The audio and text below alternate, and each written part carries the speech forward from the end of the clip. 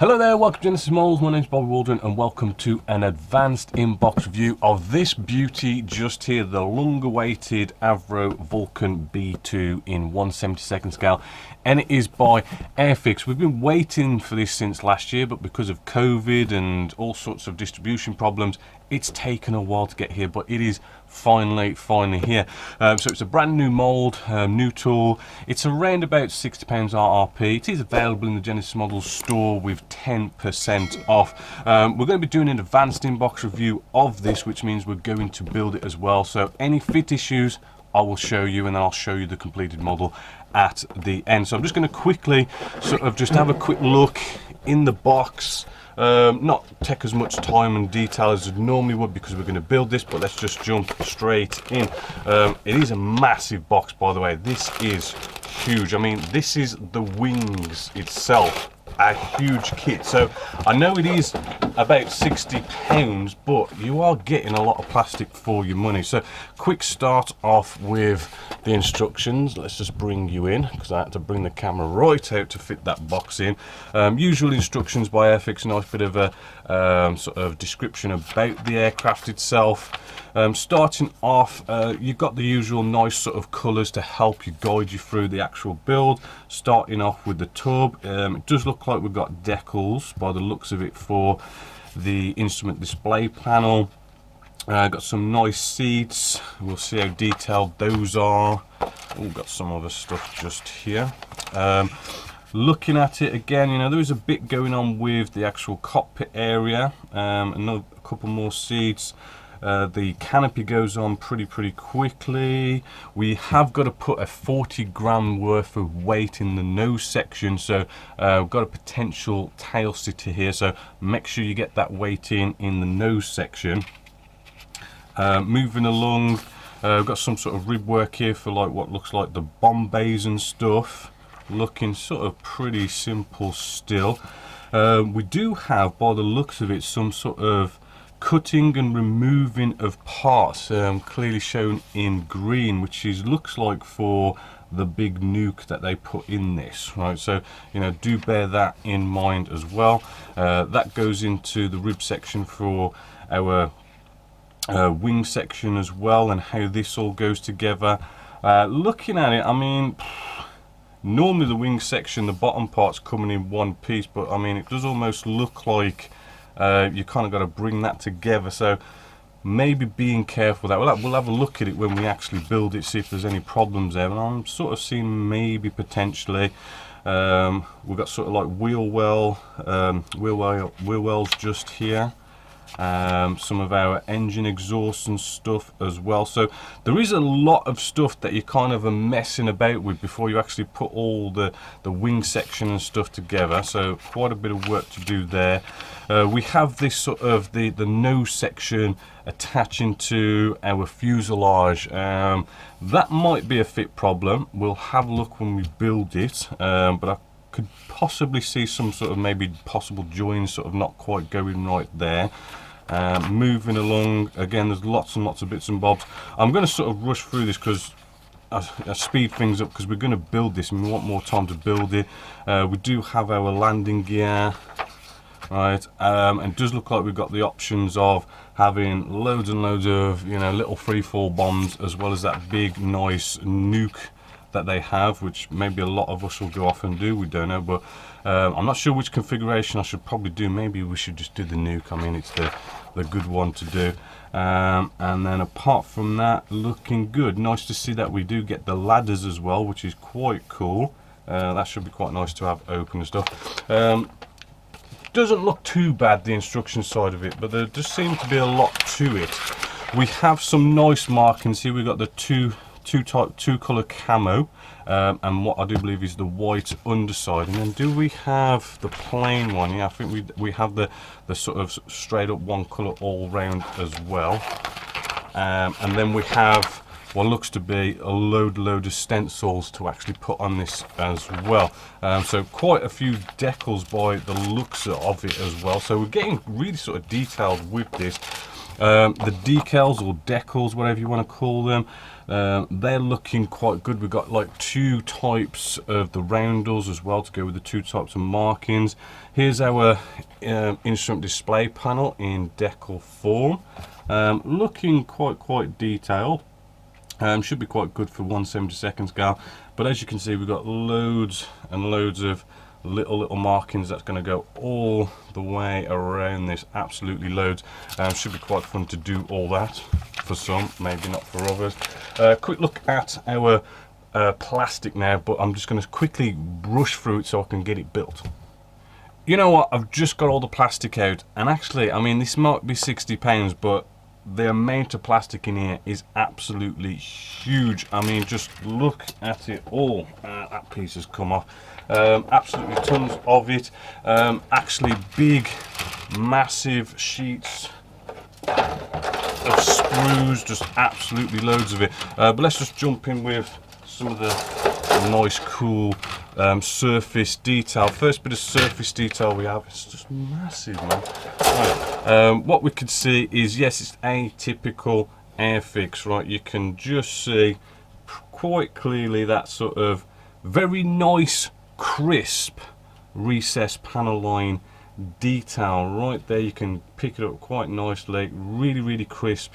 But again, as always, you know, this is 1/72 scale. The panel lines are a little bit big, a little bit out of scale. They always seem to do it. It's just something you gotta sort of live with Airfix. Not seeing much on any sort of rivet detail, but looking at it, it's looking quite crisp. I mean, it's looking not warped as well, because warping is going to be a bit of a problem. A little bit of rib work detail just on the inside, probably for like the bombs and stuff just there, but that's a really big chunky piece of plastic, and I'm just running out of space to put all this. All right, the underside, same sort of, you know, level of detail, maybe a little bit more detail on the underside, but not seeing again any rivet work, but very crisp and well detailed. Because this is so big, I'm just checking that nothing's warped, because you know that could be some problems just there.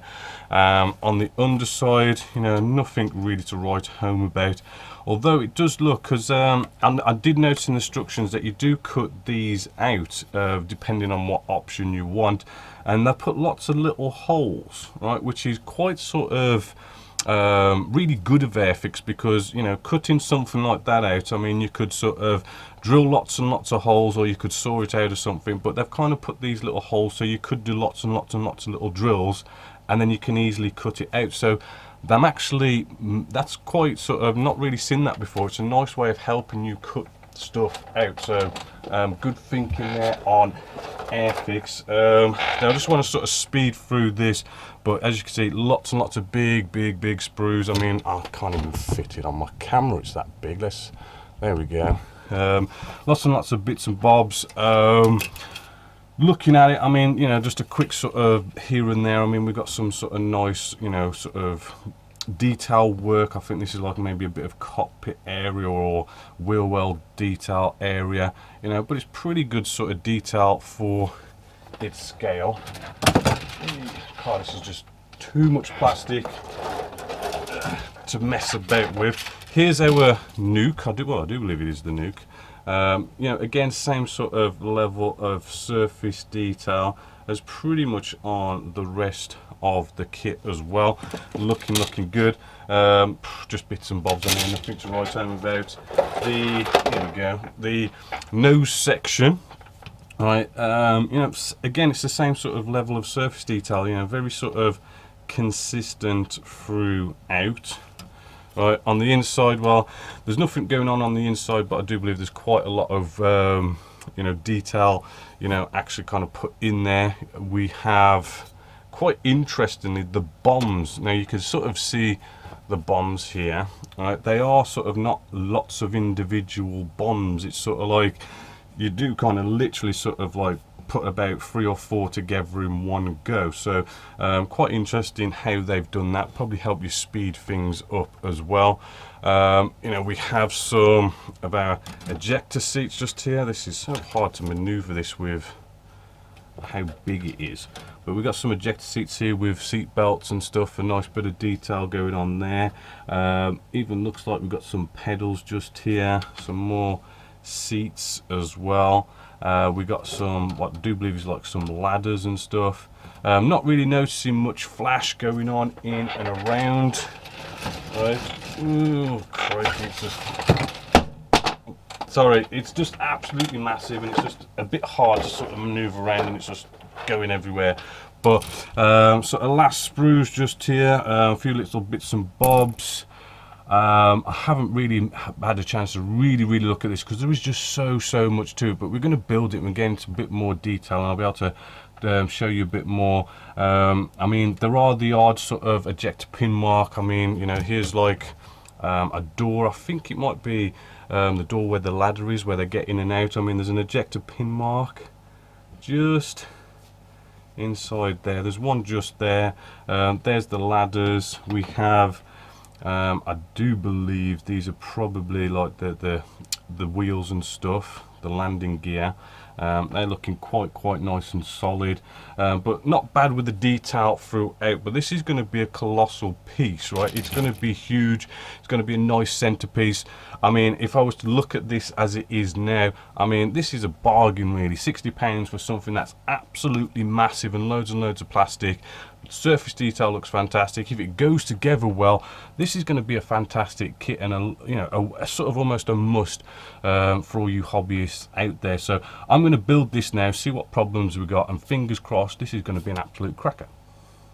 So I've moved along with the cockpit, and I thought I'd show it you before we close it all up, because you know we have got a bit of detail going on just inside here. As you can see, ejector seats aren't looking too bad.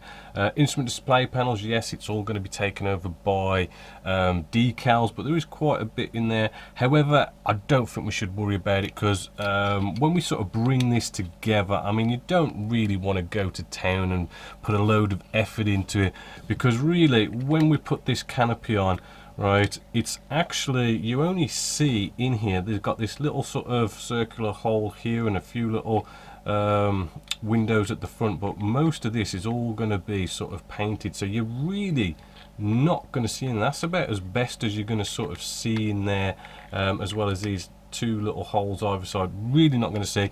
If you do have the underside sort of entrance area sort of opened up, you're not really going to see inside there that much really. I mean, it is the underside, you got to lift it upside down.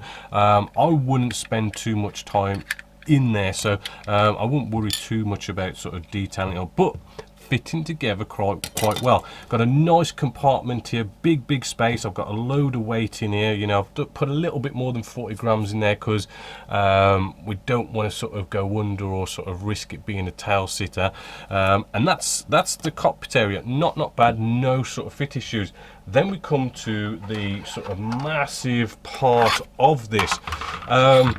Very surprised about this kit so far. I mean, I don't want to sort of eat my own words, but you know, it is a complicated build. I mean, if we look at all this rib work that we've got going on inside here, it's quite a complicated sort of construction. It's not hard to follow the instructions, it's just quite complex, and as you're going through, you kind of just feel like there's going to be a fit issue in a bit, you know. I mean, you get something slightly not glued in the right angle or something because it's so complex that it's going to throw someone out and give you a fit issue, but it just doesn't seem to be doing that. It just all seems to be fitting really well, no major issues. I just wanted to show you all this rib work before we sort of close this up. I did also on the air intakes, if we just have a look, you know, you can see in there it's quite nice just inside there, but there is also like a FOD cover as well. So I did one with a FOD cover because this is just me whacking one together to show you. So you know, I've glued one of them in as well, so you can have that option, which is rather cool. And as I say, you can't help but sort of, because so complex it is, you know, you're just waiting for the fit issue. I haven't glued this in place yet, but by just dry fitting this into place, it all does seem to be going rather well. I mean, a few little areas here and there which I'll show you at the end what just needs a bit of tidying up, a bit of filler and stuff, but Not seeing any major fit issues. Hopefully I won't see anyone and won't come back in a bit and go, oh, we've got a fit issue, but fingers crossed it's all going well. So let's continue building it. So here she is. Now, we haven't turned the camera on much at all, so we haven't got any major fit issues with this kit, but as you can see, absolutely huge. This is taking up all my workstation. It is actually quite impressive. You know, if we just show you on the camera here, absolutely pretty damn gorgeous actually. Right, we flip this over, we've got all sorts of lovely detail here. The landing gear detail is actually rather good. Nice bit of detail. It is heavy. It is actually really heavy, but in saying that, these bits of landing gear, they are quite thick. I mean, it does look like it's going to be able to take its weight. They are pretty sturdy. I was a little bit worried about that because, you know, it has got some weight to it, especially the front. When you put that 40 grams bit of weight in there, the nose section is rather heavy, but it is quite sturdy. Got some nice ladders just here which look rather cool. So overall, right, it isn't, shall we say, you know, perfect. It's not got any major fit issues, but I'll just show you a few sort of pointers on this. You know, it does actually go together really well in the sense that the fit is pretty damn solid. I mean, you know, all along these wing sections and everywhere, it just seems to nicely fit. But it is big, it is quite colossal, and you know, you could glue one part together and it could be, you know, look absolutely perfect, but then you go to glue another part together and it sort of could be slightly out. Like, say, you know, these wing sections, they did go together rather well, so did the air intake, but then when we come to glue this little piece in here, it's sort of like, you know, got some gaps going on here. We do have a bit of a gap going on just there. Just for some reason that air intake was just a bit too thick and it just leaves that bit of a gap. We do have, say, where the nose section goes onto sort of like the rear part of the fuselage, you know, I mean, it could be a little bit better, but it's not that bad. Also, do bear in mind, I mean, I've just thrown this kit together. I've not sort of done it on a professional level, so my gaps might be a little bit bigger than yours because you're probably going to take a little bit more time. This whole sort of bomb bay area, I mean, we can see, you know, there is gappage sort of going on, big sort of gaps there.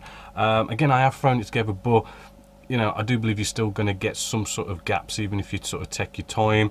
We do have like a little bit of gappage, say, along here, just a little bit, and maybe see it a little bit more this side, bit sort of gappage. What other gaps were there? The engines, they weren't so, shall we say, the best. Maybe a little bit more time and then would have looked better, but you know, there's a bit of gappage going on there. But in saying all that, yeah, you know, it's a big kit, right? It looks absolutely, actually, I just think it looks absolutely amazing. It's got no major fit issues, but you're going to be doing, you know, a bit of filling, bit of sanding, bit of scribing, and all these little gappy areas. But when I look at what gaps we've got, I mean, it's not that hard to do a bit of filling and sanding in where all these gaps seem to be. So it's a bit of work, but it's not like, you know, major fit issues, major problems. It's just, you know, you've got to put a little bit of work in there. The Vallejo plastic putty technique that I always sort of go on about in my step-by-steps, right, you know, that's going to probably take care of a lot of this stuff as well, all these gaps, so no biggie there. I've even sort of opened up like air brakes and stuff and sort of opened some up, but didn't do the other side. As you can see, they fit rather nicely if you want it closed. Open, admittedly, I think that'd look a little bit too basic open. I'd probably close mine if I did. It's kind of the same for the underside, right? I don't know, there's something about them, they just kind of don't look all that brilliant. But apart from that, you know, really looking well. The nuke as well, that's fitting in there rather nice, does build into a nice sort of little centerpiece also. So overall, you know, it's definitely a big thumbs up. It's absolutely huge, as you can see. For £60, you know, for what you get, a lot of plastic, big model. It's going to be a big centerpiece. I mean, it's a bit of a bargain if you ask me. Yeah, it's going to take a little bit more work than the average, and there's going to be a bit of filling, but you're not really going to come across any major problems. It is probably going to take you a long time. I mean, admittedly, as I've been building this, I've been sort of like rushing through it, but you know, if I was to do it professionally, it's going to be a bit of a long one to build, and should be absolutely joy to spray paint up and decal up and finish up. So apart from that, hopefully you are liking it, hopefully you've enjoyed this, hopefully you've got a better insight into buying this kit, whether you want to buy it or not. But as always, until next time, my name's Bob Waldron, this is Genesis Models, and I hope you've enjoyed this advanced inbox review.